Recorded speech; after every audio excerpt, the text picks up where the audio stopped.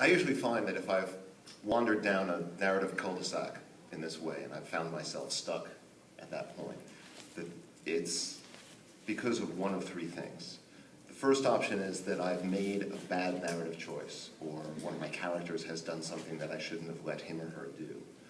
And so I will follow my plot points backwards in my head, or looking at the manuscript, trying to figure out where I made that choice that messed things up.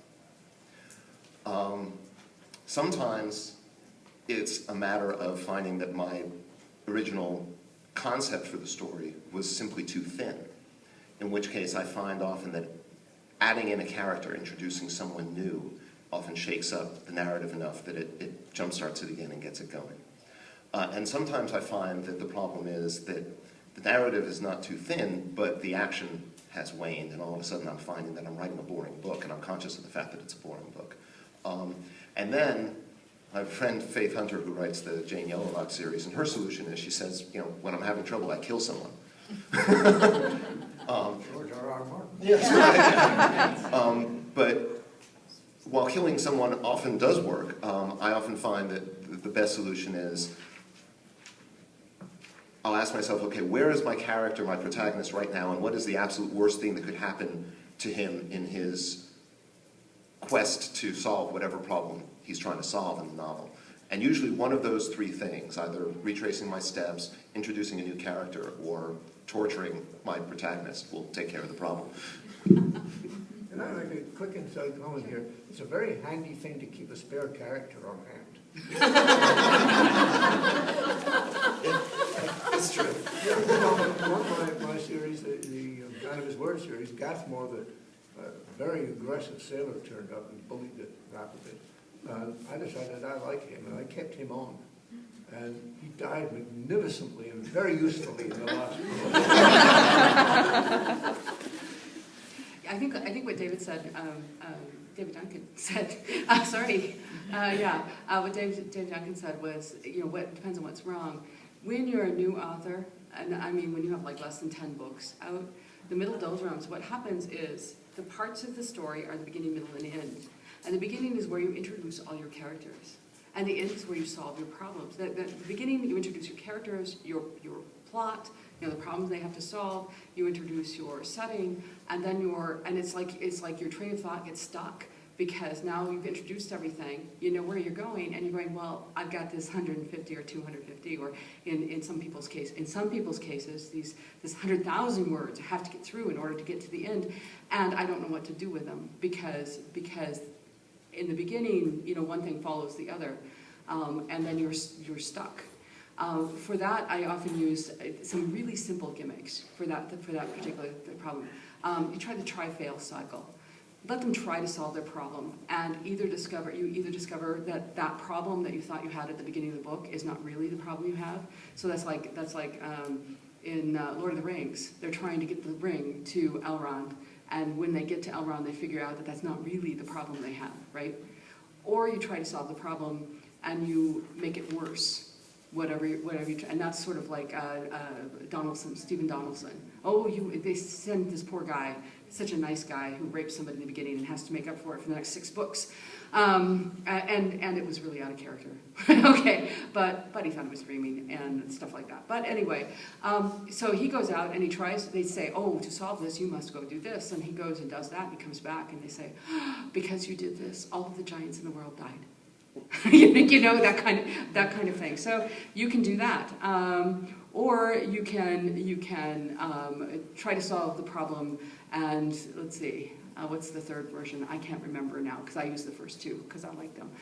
The third version is that you solve the problem and you give yourself a bigger problem when you solve the problem. So I guess that's more like what the Hobbit did. They solved the problem and got the ring to Elrond and found out that nobody else could take the ring onto Mordor because, okay, whatever. But as you write more, you'll find you get stuck for other reasons. David said, you know, you get stuck for character reasons because you had a character do something that was out of character, that really didn't make them work. And what that does, as a writer, what it does is it makes that character feel foggy to you. Now you can no longer predict what he's going to do because he's done something out of character, and you don't know, he's not solid anymore, that character. And the way to do that is go backtrack, figure out where you screwed up, and fix it. I'm going to shut up for a little bit now. All right. Oh, my question just went right out of my head. We touched on, okay, Muddle in the Middle isn't just in one novel. It can often be the middle novel. Dave Duncan mentioned that's happened to him once. Has that happened to the rest of you? And how did you get through it? I don't commit trilogy. That's cheating. There's a reason I have 2 fantasy duologies. I skipped it. Yeah. Right, yeah. So if you do a trilogy, you number the books 1, 2, and 4? Or? 1, 3, and 4. 2 is the hard one.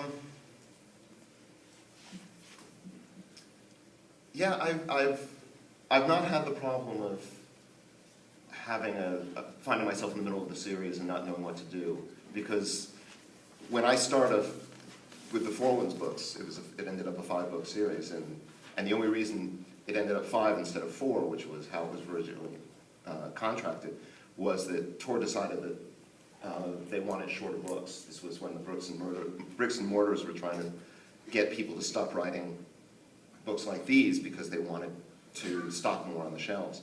And so they came to me after I'd written the 2nd book in the series, and they said, "Can you cut the last book in the series in half?" And I said, well, I could, but both books would suck. But I figured out a way to cut books 3 and 4 into 3, 4, and 5. There was a natural stopping point in the 3rd book that worked nicely for doing that. So I was able to do it. But in any case, I knew when I started book 1 how the final book in the series was going to end. And knowing that made it easier to split up my events and my plot points so that I had enough for each book. You know, I wrote the Man of His Word series in Norway. I wrote the first one, Magic Casement.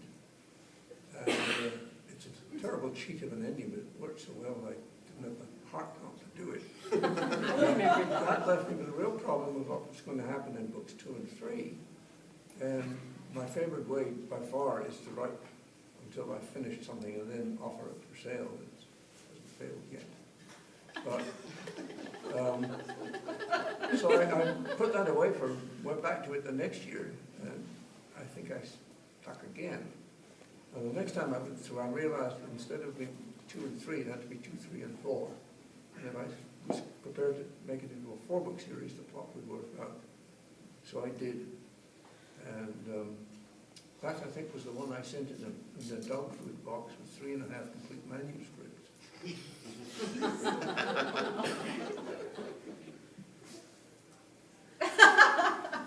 If I could just get the middle novel done, I could maybe address this. All right, a show of hands. How many people who are stuck, they don't know what their ending is?